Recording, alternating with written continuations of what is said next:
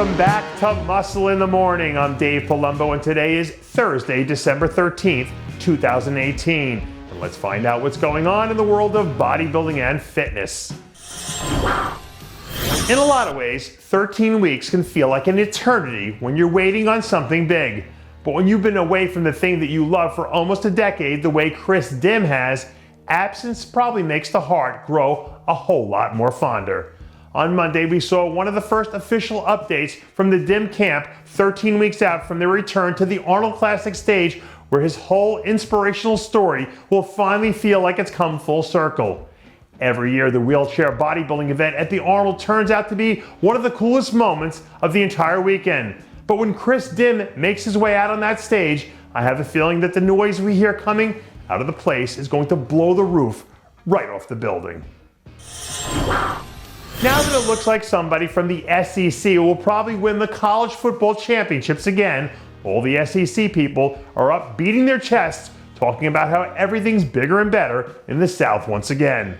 But I'll tell you what, even Alabama nuts would have to admit that there's no bigger bully on the block right now than Tennessee product Brandon Curry. A few days ago, we saw the Curry camp release some off-season updates from right there deep inside the Volunteer State, where apparently all systems are a-go. For the better part of the last 2 years, Brandon Curry has been bringing home A+ with his off-season progress reports.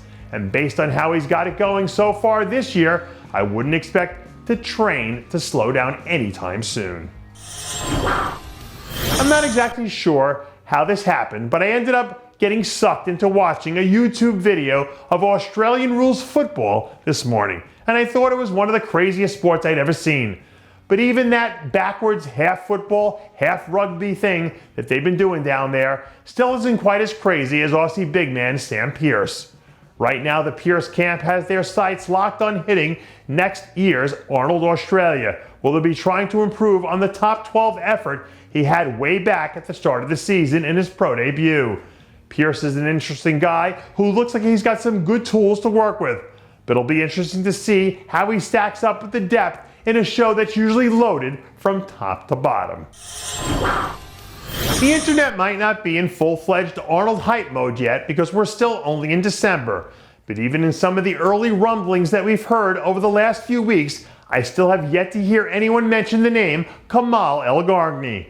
For reasons unbeknownst to me, the reigning and defending Arnold 212 champ has been pretty much left out of the early conversation about next year's events, which seems crazy to me when you consider the fact that he probably had one of the least talked about incredible contest seasons that I think I've seen in the last couple of years. Last year we saw a 100% Kamal Elgargni march into Columbus, Ohio and establish himself as one of the truly elite athletes in the division. So unless something's changed in the last few months, I don't see any reason why he shouldn't be considered one of the frontrunners to win the 2019 212 Olympia. You know that old saying about some people just making things look easy?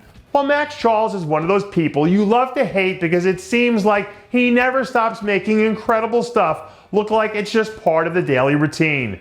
A few days ago, we saw the Charles camp release a short clip from an arm session where we see the 2018 Romania Pro champ putting in a little bit of easy work as he starts to get himself back into the swing of things.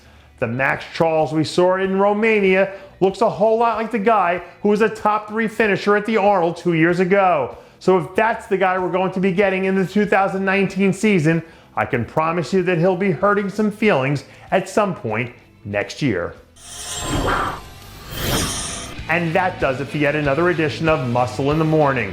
I'm Dave Palumbo, reminding you to always be true to your passions and make sure to follow us on Facebook, Twitter, and Instagram.